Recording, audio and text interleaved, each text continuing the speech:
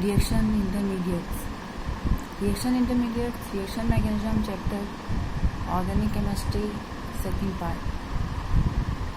Reaction intermediates are the species formed during the reaction.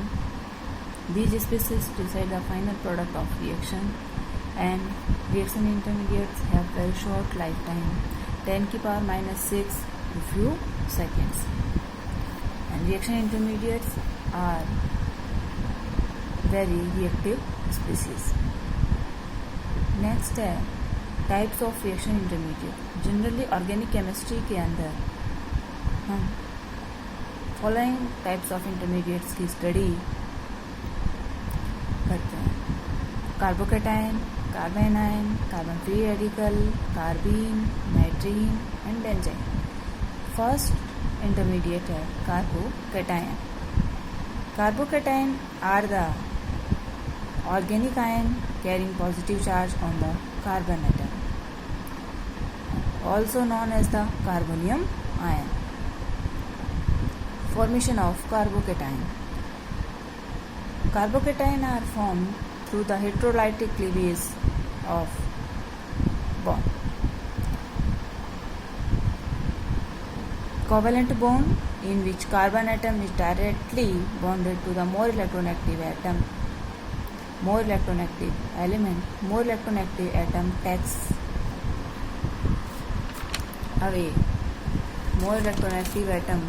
takes away bonding electrons, while the carbon loses its electron and acquire positive charge. यहाँ जो general representation किया गया है, तो यहाँ जो electron activity of aux is greater than electron activity of carbon, then bonding electron of CX bond partially transfer on X, and X acquire negative charge and carbon acquires positive charge. CH3 CH2 plus ये क्या है? ये है ethyl carbocation, ये tertiary butyl carbocation, cyclopropyl methyl carbocation and ये है vinyl carbocation. Characteristics of carbocations. Carbocation are the positive charged ion, highly unstable, have electron deficient carbon atom having 6 electron in its valency shell and 6 electron to complete the octet, and hence very reactive species. Hybridization of carbon atom is sp2. sp2 hybridization होगा तो इसकी geometry क्या होगी? Trigonal planar. For example यदि हम methyl carbocation लें, तो methyl carbocation के अंदर जो सेंट्रल कार्बन एटम है, इसका हाइब्रिडाइजेशन क्या होगा? sp2 होगा. sp2 हाइब्रिडाइजेशन होगा तो जो सेंट्रल कार्बन एटम है, इसके पास 3 sp2 हाइब्रिड ऑर्बिटल होंगे. तीनों sp2 हाइब्रिड ऑर्बिटल एक ही प्लेन में प्रेजेंट होंगे, और जो वैकेंट p ऑर्बिटल है कार्बन एटम का, वो क्या होगा? प्लेन के परपेंडिकुलर होगा.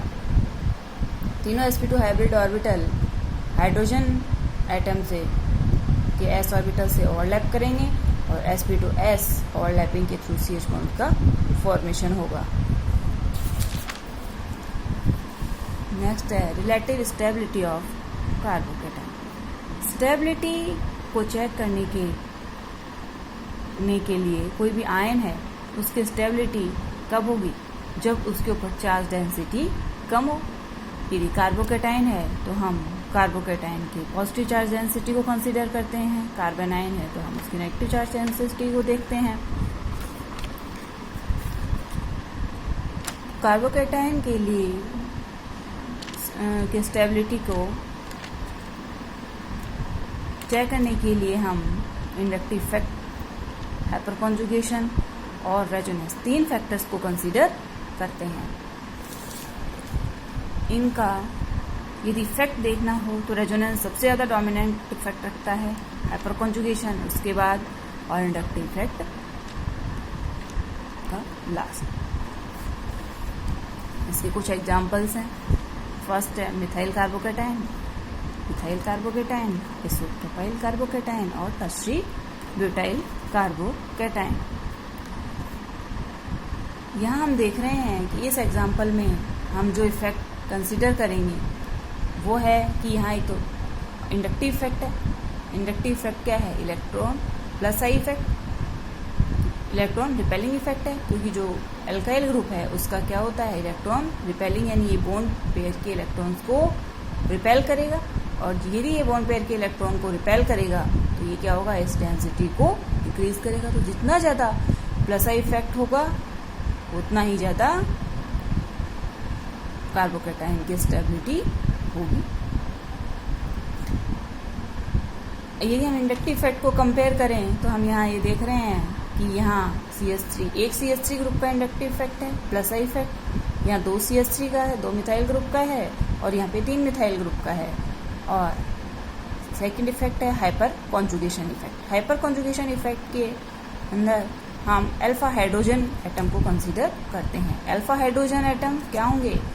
जो कार्बोकेटाइन है, कार्बन जिसपे पॉजिटिव चार्ज है, उसके पास वाला कार्बन अल्फा कार्बन होगा, उसका हाइड्रोजन अल्फा हाइड्रोजन होंगे। तो यहाँ क्या होगा? सिग्मा बॉन्ड रेजोनेंस है, सिग्मा बॉन्ड।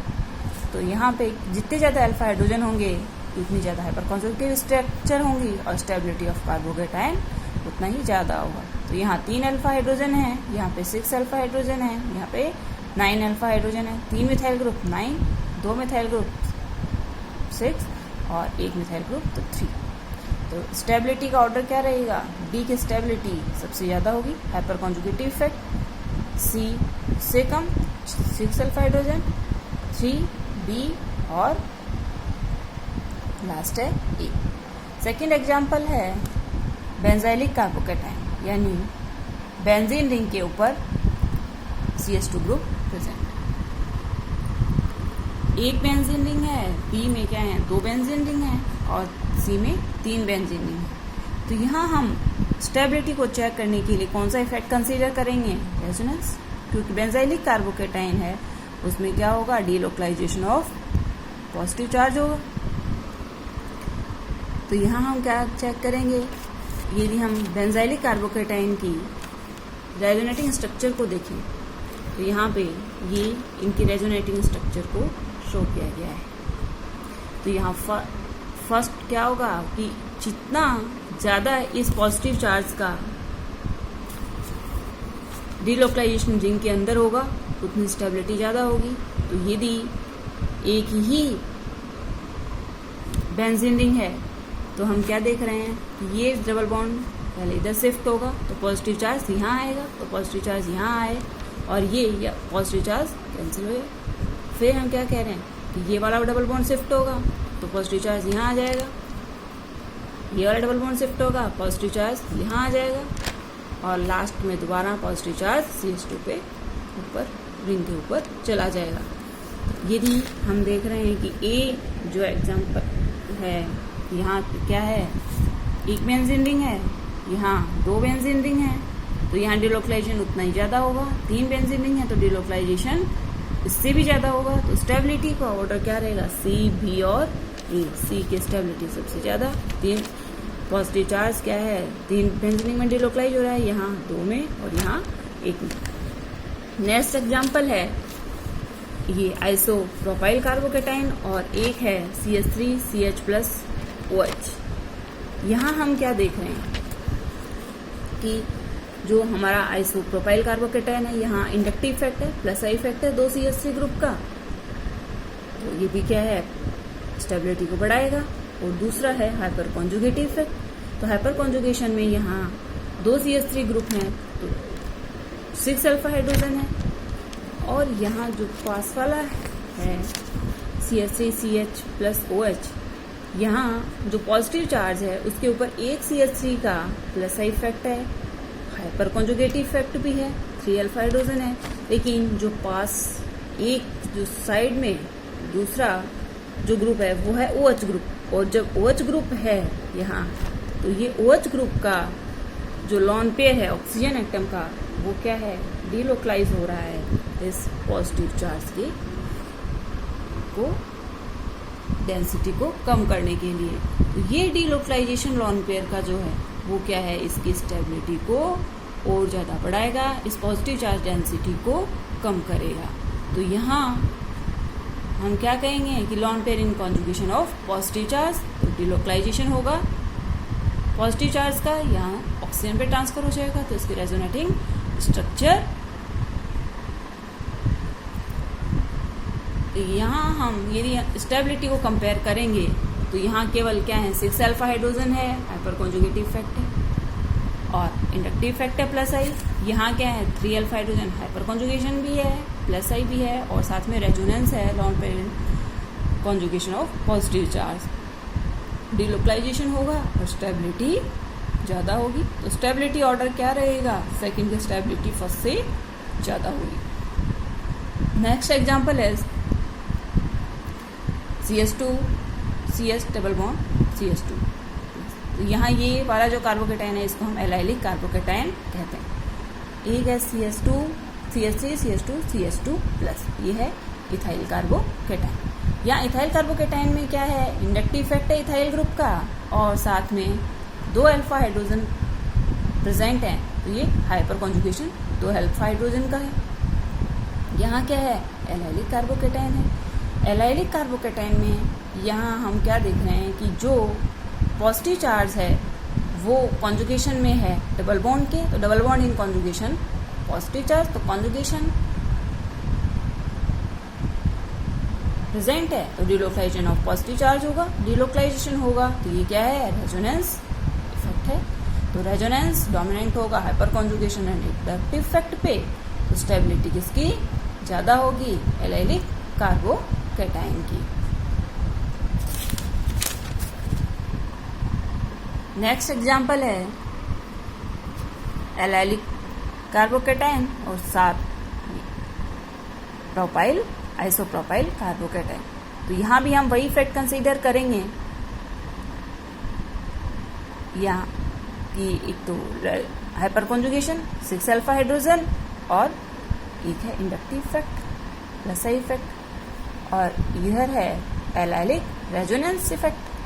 तो रेजोनेंस क्या है, डोमिनेंट है इंडक्टिव और हाइपर कॉन्जुगेशन पे। तो स्टेबिलिटी किसकी ज़्यादा होगी, एलाइलिक कार्बोकेटाइन की।